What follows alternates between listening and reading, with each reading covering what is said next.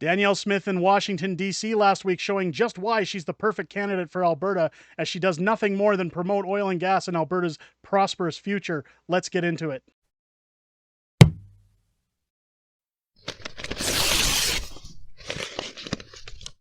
Oh, yeah! What's going on, ladies and gentlemen? Welcome back to The Fringe. Danielle Smith is on a roll.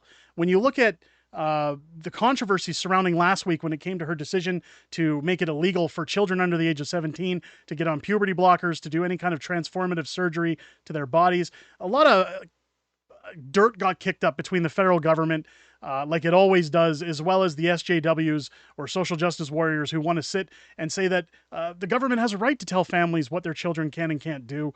But of course, Danielle Smith standing her ground and fighting the feds. Now, ever since this woman has taken office, and I've often said, I've always felt that my vote, for the first time since back in the King Ralph days, has gone to a very good place, because Danielle Smith, of course, doing the opposite of Jason Kennedy, or as I like to call it, Jason Kenney, I almost said Kennedy there, or as I call him, Fat Stalin, Danielle has come out in full force to make sure that not only is she going to follow back on her promises for Alberta, but she's also going to go above and beyond in terms of people's expectations and do what she actually promised in her elections.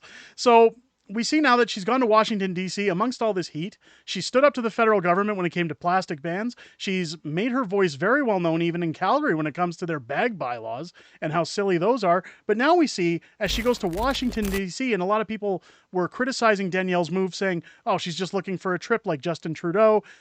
She's just looking to waste a week of time. This is what bureaucrats do. And of course, you know, those are all coming from people on the left that are mad about her decision with kids. But we see now that she sits down with a local news outlet to talk about what it is that she's hoping to accomplish within her meetings in Washington, D.C. We've seen that she met with people like Rand Paul last week.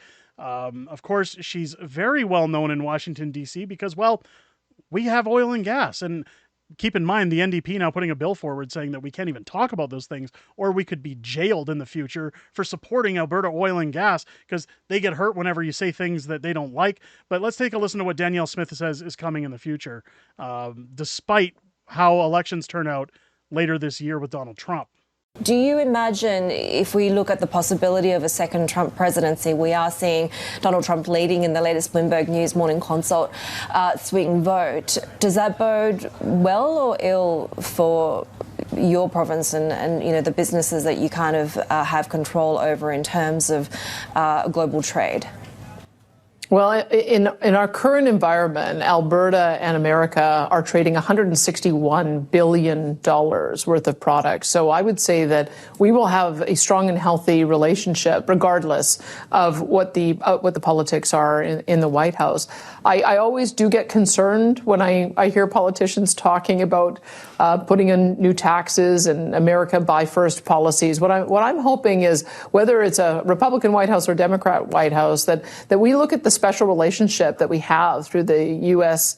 Mexico-Canada Free Trade Agreement, and that we look at having North American energy security, North American supply. I think that having Canada and Mexico work in conjunction with the United States is really the way that this continent can be a powerhouse. So that's what the other part of the message is, that whatever protectionist measures or extra taxes come in, I hope that Canada can carve out an exemption. The value proposition on these heavy forms of crude is very high, because they can be used for a variety of things, not only combustion and diesel, but also for asphalt. And whether we're driving gasoline-powered vehicles or zero-emissions vehicles, we're all going to need roads to drive them on. We also know that a barrel of oil already has 6,000 different products that you can make out of it. And so being able to find those additional markets so that they can be refined locally to whatever that unique mix is for each nation, we are absolutely open to having those conversations. And I think that that's going to be a new era for my province, as well as for Canada, that we can finally finally talk about the ways in which we can meet that global demand. So I'm looking forward to having that conversation. On the issue of LNG, I know that Japan is very keen on either having LNG export, but I think principally they're interested in ammonia. And one of the things about Alberta is that we have one of the best geologies in the entire world for carbon capture, utilization, and storage. My officials tell me that we have the ability to sequester the equivalent of all of the emissions that have already been produced by man so far, to give you some idea of just how great our geology is. So if we're able to capture the CO2 and then in turn export ammonia to be able to meet that market, I think that opens up an entirely new conversation with our friends in Asia. Other politicians, other virtue signaling politicians, and unlike Justin Trudeau, Danielle Smith has gone to Washington, D.C. to better orchestrate what it is Alberta wants to bring to the table in terms of being in a competitive market. I think this is a breath of fresh air because, again, we're seeing why Danielle Smith, I think, should run for Prime Minister of Canada. Forget being the Premier of Alberta. I'd like her to stay here for as long as possible because, let me tell you, life has been great in Alberta ever since she became the full-time Premier. But she's showing what a leader is and what a leader should be focused on. And one of the things that she mentions in that video is the 6,000 roughly products that you can get from oil. This isn't just oil you put in your vehicles or oil you refine into gasoline. When you look at Alberta, Alberta's rich in what you call bitumen, which can be turned into things like plastics for cell phones or parts for cell phones, your jackets, polyesters, things that you wear every day. So I always find it funny whenever these eco-activists want to rush to shut down pipelines and say, no more pipelines in Alberta. And you usually ask them, how did you get here? And they find out that they're being paid by high interest groups or special interest groups to come in and protest on their behalf, but they drive these luxury SUVs and they're wearing polyester jackets and they're taking videos while they're protesting to tweet out live on their cell phones, which are all part of oil production and oil products. When it comes to LNG and Danielle promoting that through Japan, as well as carbon capture for ammonia, I mean, she's basically looking at how Alberta can branch out to be a competitor in the market because we have some of the largest supply when it comes to resources in the country, or in the world, I should say, in our country, and we should use those to our advantage. Our exports should be off the charts, not just in Alberta, but in Canada. And all we've seen from Justin Trudeau over the last 8 years is how to bury those and keep him rich and his cronies rich while the rest of us suffer. Well, all I can say is it's a breath of fresh air to see Danielle Smith standing up for Alberta, standing up for Canada's economy, because let's be honest, a lot of that money ends up in transfer payments, which goes to other provinces, or equalization payments, however you want to label it. And she's essentially looking out for Canada's prosperity as well.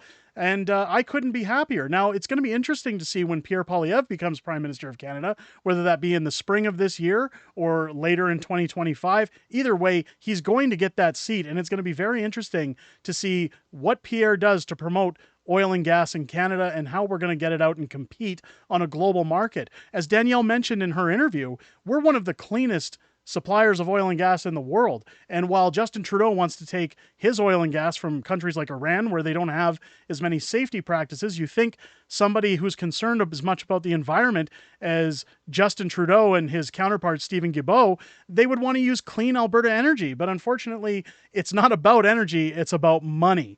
So I'm going to be very interested to see what happens as new leadership takes hold, especially if Donald Trump wins his seat in the White House. We seen last time he took presidency, of course, the first thing he did was put through Keystone XL pipeline, which I thought was good for Albertans in terms of creating jobs, keeping sustainability in the province. But let's be honest, it was a bunk deal for Canadians because we were essentially buying our oil back from the Americans at double the price. And Donald Trump knew that, and he knew what a good deal and what a steal that was for Americans to jump on that project. Now, Joe Biden, since then, canceling that project, but I could honestly see projects like that getting the green light if Donald Trump takes that seat, as well as Danielle Smith at the helm with Pierre Poilievre in the Prime Minister's office. Glorious days, ladies and gentlemen. In terms of Justin Trudeau, it's the way he quoted sunny ways. And I think the best sunny ways we can get to is by ousting the Liberal Party and continuing with people like Danielle Smith to be in charge. But let me know what you guys think down below. Has Danielle made good relationships in Washington, D.C.? Is she talking about the right things? Let me know your comments down below. If it's your first time here, make sure to click that subscribe button. I hope this video has earned your subscription. Make sure to also click your bell for notifications, because anytime we talk bad about Justin Trudeau, of course, we get buried in the algorithm. So make sure to like, comment, do all the usual YouTube stuff, and join us here on the channel this upcoming Friday for our streams, Friday Night Fringe, starting at 6 p.m. Pacific time, 8 p.m. Central, where we're going to talk about everything that went on this week, probably when my head's on a little more straight. We're also going to have a little bit of back and forth with Q&A with the community, and I always look forward to talking to new members, to old members, to everybody who's been here from the beginning, and hearing what you guys have to say outside of this video. Before we leave, I will state for the Liberal government or NDPs that are watching this show, I love Alberta and Canadian oil and gas. And I hope you guys enjoyed this video and have a great rest of your day. I'll catch you on the next one.